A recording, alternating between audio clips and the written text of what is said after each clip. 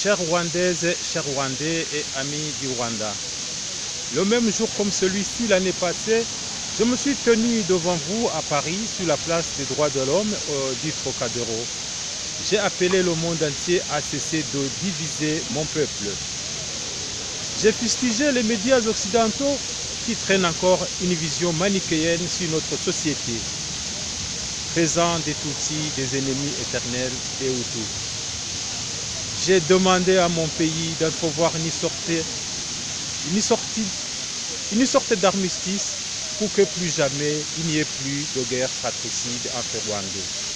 J'ai proposé aussi à toute la société d'entrevoir une voie de se transformer vers ce que nous préférerons d'être une identité basée sur nos terroirs. Je me tiens aujourd'hui sur la place des droits de l'homme à Évry, en France, pour réitérer mon appel à une paix durable dans les cœurs des Rwandais. Pour un pays aussi magnifique et économiquement prospère et actif que le Rwanda, il ne manque qu'une chose: l'union des forces vives de la nation, le langage pacifiant et libérateur. Pourquoi donc toutes les politiques en cours usent de la force, de la terreur, de l'intimidation? Pourquoi le mot « fuir le Rwanda » s'utilise encore dans une situation où on appelle au retour des exilés? Pourquoi les gens s'enterrent encore et perdent la motivation de travailler, laissant la brèche aux famines et à la pauvreté? Il est temps d'approcher toutes ces personnes écartées, presque oubliées, les voir de plus près et écouter leurs doléances pour que la paix revienne dans leur cœur. Il est temps d'approcher toutes ces personnes.